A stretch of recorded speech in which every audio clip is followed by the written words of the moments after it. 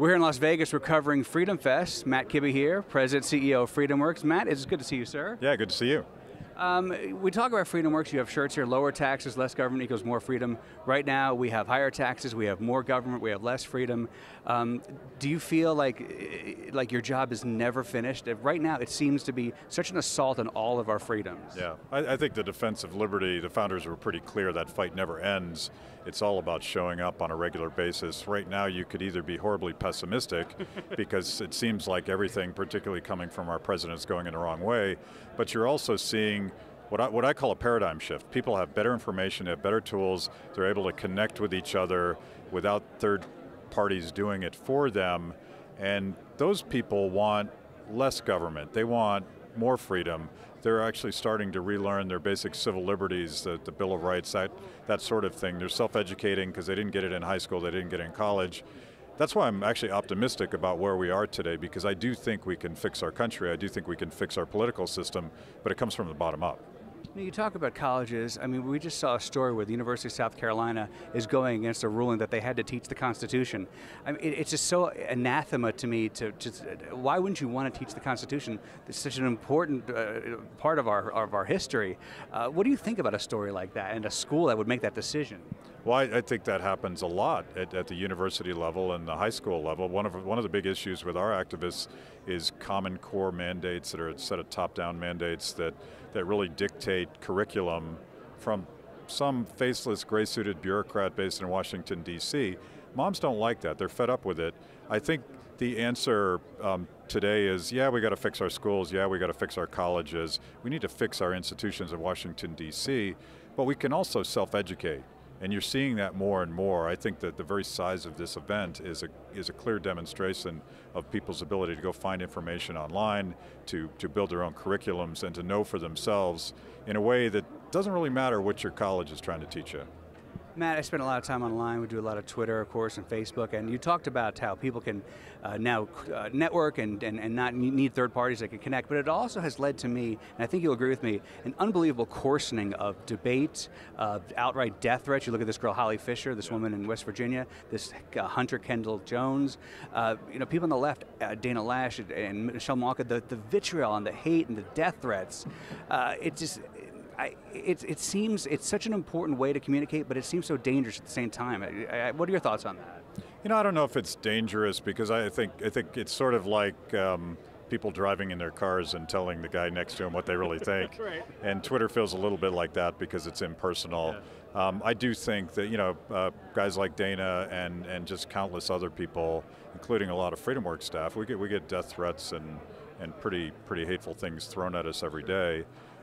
First of all, have a thick skin, and second of all, be a happy warrior. I think our values are better, our ideas are better, and the way we present them is really important. And we're not talking to the trolls on Twitter, we're talking to the rest of America. So ignore the trolls, don't feed them, but I don't worry about that. In some ways, I like the rough and tumble of the internet, because the alternative, by the way, was the day, you probably remember this, when Walter Cronkite ended that 30-minute allocation of news telling you that's the way it is. Right. I'd rather go online and get it for myself. Matt, we talk right now about the importance of 2014, 2016 and changing the dire situation in this country, but there's so many factions on our side of the aisle when you talk about conservatives or rhinos or you guys or Tea Party, all these different Tea Party groups, and it seems right now that it's going to be hard to coalesce, because you look at the Democrats and like Hillary Clinton's a natural, or this person's a natural. Right now we don't seem to have that person someone to coalesce around. Yeah. How do you help in that, and how does Freedomworks help in that? What do you think will it take to coalesce? Well, I do think we're going through a paradigm shift, and I think the tension is from the old top-down paradigms. Years ago, I worked at the Republican National Committee, and it was the center of gravity. It was the heart and soul of Republican get out the vote. That's not true anymore, but I'm not sure the Republican leadership knows that. They still want to dictate things from the top down. If they would figure out how to manage this wild and woolly coalition of all these groups and be a service center to people that wanted to work for the ideas. We saw this recently in Mississippi, and maybe it's a bad example because of so much anger between the so-called establishment and the Tea Party, but I can tell you that the Libertarians and the Tea Partiers and the conservative Republicans and the evangelicals all got together. They were in the same room. They were doing get out the vote together, and it was a respectful model that said, I know we disagree on this 5% over here, but we got to fix our country, and we found a candidate to do that. If the GOP would get comfortable with that sort of crowdsourced bottom-up approach to things, they're going to do really well. Right now, they're trying to kill it, and I think that's a horrible mistake. Well, you said you worked at the GOP. Let's say you were Reince Priebus, or you took over for Reince. How would you fix that? How would you? Because obviously the GOP will dictate, who's the candidate, the conventions, and everything. How would you run the GOP to make coalitions? I would run it a lot like Freedomworks. We used to be structured a lot like the RNC. We'd do direct mail, we'd do TV ads, we would say this is the issue that really matters, these are the talking points, these are the targets, let's go fight this fight. And we did it that way because that was the only way to communicate with people. You needed big mailings and that kind of thing to do it. Today it's the exact opposite. So we're a service center. We're constantly asking our members, what do you want to do? How do you want to do it? What do you need? Our political committee is a service center as well, and we ask activists, do you want to work for this candidate? If they say no, I go find another fight because I can't do it without my activists. If they typically say we need yard signs, we need door hangers, we need the tools to do what we do as activists. It's not an easy thing for a Reince Priebus to do because he's expected to control his party, right. But they need to listen more. And again, the internet allows you to find out what people are thinking and wanting in real time. And if the RNC took a more humble attitude about how do I help you guys do what you want to do, they're going to create a bigger constituency. And you saw this in 2010, and it wasn't the RNC, but that wave of voters that really don't show up unless they have a reason to, they showed up because they felt enfranchised. You also talk, you deal with a lot of millennials, the very important voting bloc, the 18 to 25, 30s. How do you reach out to them? How do you get them? Because obviously the colleges and high schools are destroying them in terms of their liberalism being preached at them. How do you get to millennials, and how do you get them to fight for the causes you believe in? I think privacy and civil liberties matter a lot to young people, and the Reason Foundation's done some great data on this. A lot of people think we've lost young people to Obama. I think we haven't offered an alternative product.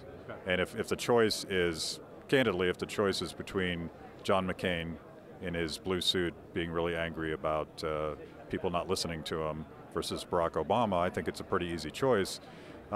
Today, we should, all of our groups should take a lot of time teaching about the Bill of Rights. And people know more about the First Amendment and the Second Amendment, but by the way, the Fourth and Fifth Amendment matter a lot too. And that's attractive to young people in a way that economic issues and pocketbook issues aren't quite as much yet. You don't care about as much about the IRS because you haven't been paying taxes that long, and you will have that shocking day when you realize right.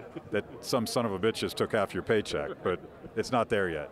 What is the person, you talk about your activists, what is the typical Freedomworks activist? Who is he or she, and what are they like? Well, it's kind of a mashup, and I think that the caricature of activism is 50 plus white guys that are showing up at things. That's not what we look like. We're seeing maybe 25% of our 6 million plus community is under 25, and I would call that sort of the Ron Paul generation. Yeah. They got active because they got turned on to the ideas of liberty. You have a lot of 20 and 30 something moms, a huge section of our community, and they're worried about education. And the mythology about activists is that it's usually retired people that show up because they have the time and they're more maybe civic minded from a past generation. That's not actually true. We find that our best activists are exactly the people that don't have the time, they don't have the money to do it, but they feel like they have to because their country's at stake. Matt, you have get your book here. It's Don't Hurt People and Don't Take Their Stuff, a libertarian manifesto. Right now, it's just like your T-shirt, it seems to be the opposite of what's going on in this country. Yeah. Why'd you write this book? What does this book have, and why should someone read this book? What's in it that's so important? Obviously, and the cover, by the way, behind it is a 1040 form from the IRS. Yeah. And this, of course, happened in the midst of, I was writing it in the midst of Lois Lerner taking... Good timing. Pleading the fifth. The one time she actually knew what the Constitution was for. But I think you look at this community, you look at the broader Tea Party movement, the Ron Paul generation, we have millions and millions and millions of new people to politics, to ideas.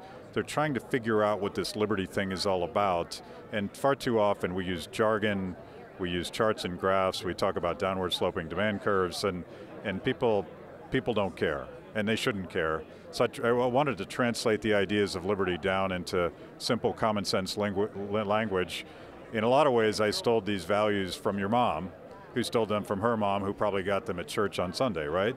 But people think that libertarians and constitutional conservatives are radical today, but these are common sense values. Don't hurt people, don't take their stuff, mind your own business, work for it, take responsibility. And my favorite, by the way, is fight the power. And I think this is what people are waking up to. People that want to be left alone by government, you don't want anything, you're not going to Washington to lobby for an earmark, so you stay rationally out of it. Well, that's not how it works.